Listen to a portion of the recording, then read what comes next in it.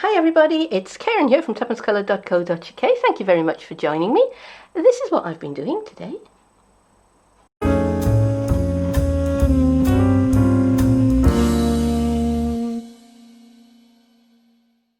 If you've been following this channel for any length of time, you will know that it is normally a paper crafting channel and that I am an independent Stampin' Up demonstrator working in the United Kingdom.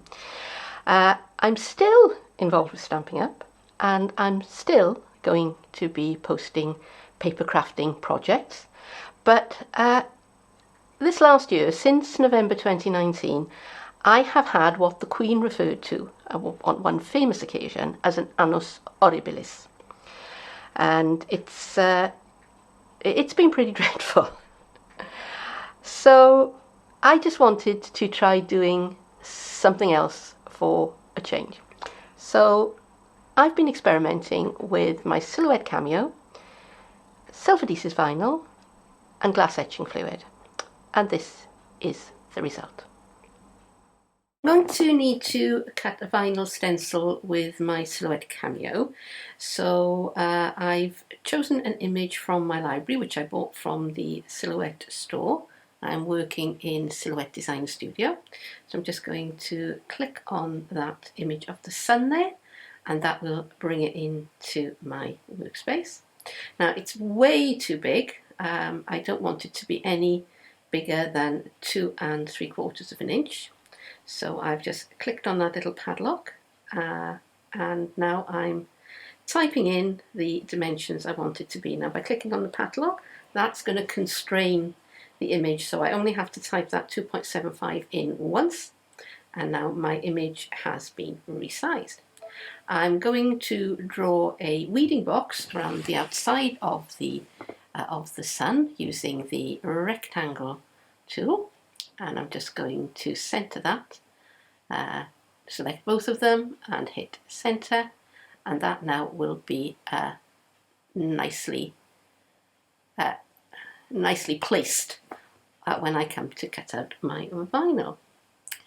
So I've grouped those together, so now I can move those two images, the square and the sun, as one, and I can place it on my work mat, my workspace, where I want it to be.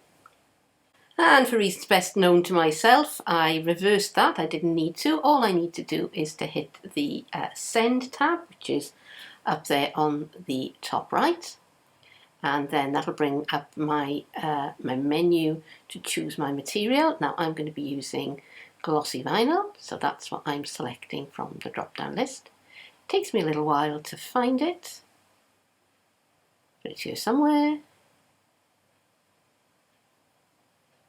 So I'm just going to keep scrolling till I find it, and there it is, and now I can send it to my machine. So here is my trusty Silhouette Cameo, cutting out the stencil, and this is a permanent vinyl that I had in my stash. I had a lot of colours. I'm not particularly fond of yellow, so that is why I used this piece of yellow vinyl. And my machine is working away, cutting that out. Now this is a Mark I Cameo, which I've had since 2011, but I am going to be upgrading at Christmas. I'm treating myself to the new Cameo 4. And there we are, that is job done. Here's my sheet of vinyl. That's very difficult to see that it's been cut, but it has been. And if I get my piece of transfer tape, which I've used previously, you don't necessarily need to throw away your transfer tape every time you've used it. You'll probably get a few uses out of it, so I'm just making sure that that's well rubbed down onto my piece of vinyl, and now I am just pulling it away from the backing. And I'm going to work from the back. I'm reverse weeding, which I find is an easy way to go, and I'm just using my weeding tool, which has got a nice sharp point on it, just to pull away the bit that I don't need. Now I'm making a stencil, so the bit that I want is the outside of the design. And that now is ready to be transferred onto the glass. I want to make sure that my glass is nice and clean before I try to stick my vinyl on it, so I'm going to use some methylated spirit. I believe in the USA it's called denatured alcohol. You could use surgical spirit or rubbing alcohol, whatever you have on hand. The idea is basically to make sure that your glass is spotlessly clean and free from grease, because you want your vinyl to stick down very, very well. So I'm just giving it a jolly good rub with my microfiber cloth. Just going to rest the glass on the cloth while I line up the vinyl. And the glass, it was very inexpensive. It was a set of 3 for £1 from the pound shop. So what I'm doing now is I'm placing my design on my glass and I'm sticking it down well to the surface, and I'm starting at the centre of my design and working my way out. And I'm going to really take a bit of time to make sure that that is adhered as well as I possibly can. And I'm going to look at it from all angles, and I'm going to really rub it down well with my scraper tool.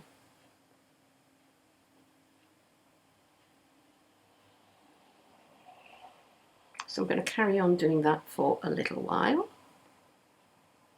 until I'm happy with it, and then I can peel off the transfer tape very, very carefully, making sure that that design is well stuck down. And if I think it's pulling away, then I'm just going to stop, and I'm going to rub it into place a little bit more, and I'm carefully pulling away the transfer tape. And I'm just checking again, just to make sure that it's well stuck down, because this is a permanent process, and if I make any mistakes at this stage, I'm not going to be able to correct them later. So it's worthwhile taking a bit of time, and I'm just going to check inside to see how well that's adhered, and I am going to do a little bit more work on it until I am reasonably happy. So here's what I'm going to do the etching with. It's a chemical, it's called Armor Etch, and it comes in a bottle like this, and you want to make sure that it's well shaken or stirred. So I'm giving it a good old stir with my lollipop stick here. Now I've had this little tub of Armor Etch for I don't know how many years. It's about 5, and I'm just using the stick, lollipop stick, to apply that to my glass. I don't know whether you can hear a dog barking in the background. It's not my dog. I don't have a dog. It belongs to my next door neighbour. And I'm just giving that a jolly good coating of the Armor Etch. And now I'm going to speed up the next bit, because I'm just going to take a brush and I'm just going to brush that fluid into all parts of my design, and I'm going to go in every direction I can think of. So I'm going vertically, horizontally and diagonally. It's not very apparent on the glass, but I have masked off around the sides of the glass, because I don't want to get any of this etching fluid anywhere other than within that stencil. And I've also masked off the top and bottom of the glass. So I'm just going to carry on doing that. I've set a timer for 5 minutes, and I'm just going to keep on going and keep on going and keep on going some more. Now there is a bit of an odour with this fluid, and It is an acid, so you don't want to get it on your skin, which is why I'm wearing gloves. And obviously you can't see, but I'm wearing safety glasses as well, because I don't want this fluid to go anywhere near where it might do some damage. I don't know whether you can just see there, but you can just see a little bit of masking tape off at the edges. So just going to carry on doing this until the timer rings.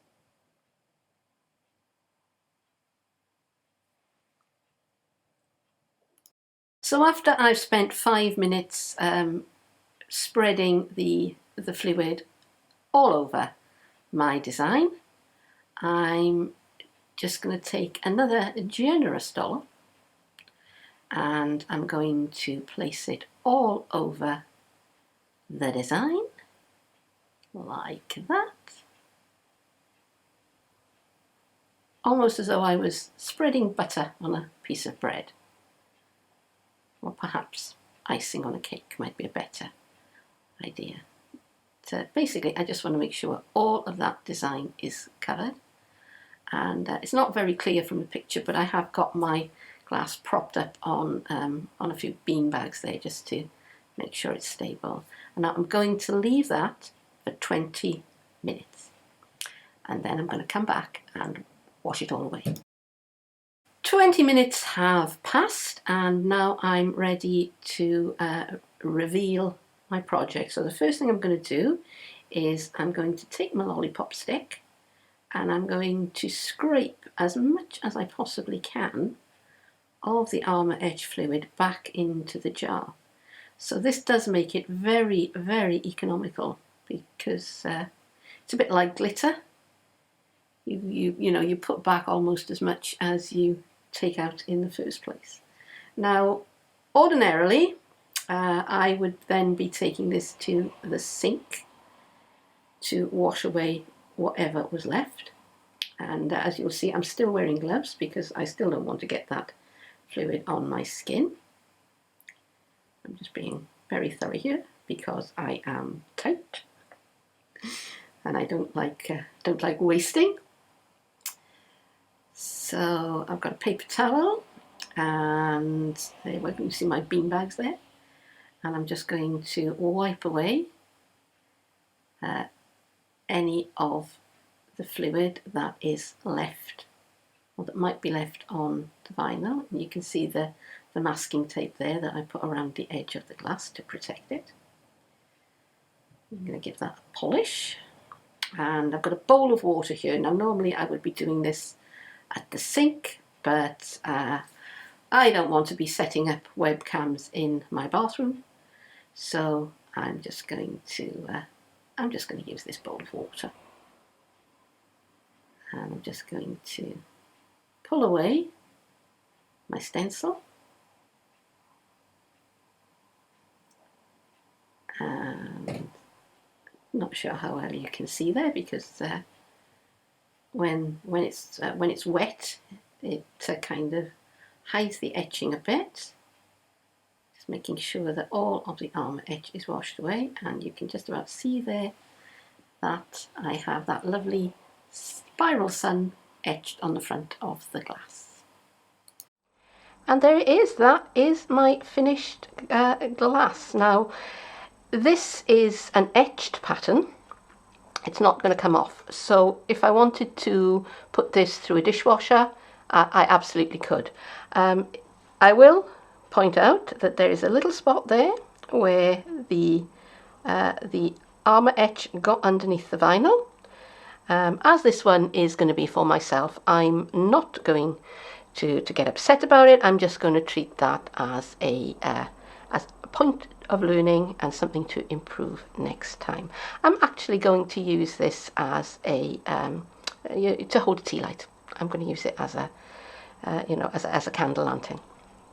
So that is it for today. I do hope that you've enjoyed this tutorial, and I hope that you've enjoyed the change of pace. Let me know, please, what you think, because I do want to experiment a bit more with my my silhouette cameo, and I do want to do more stuff. So if you've liked watching me do this, let me know and I will share what I do with you.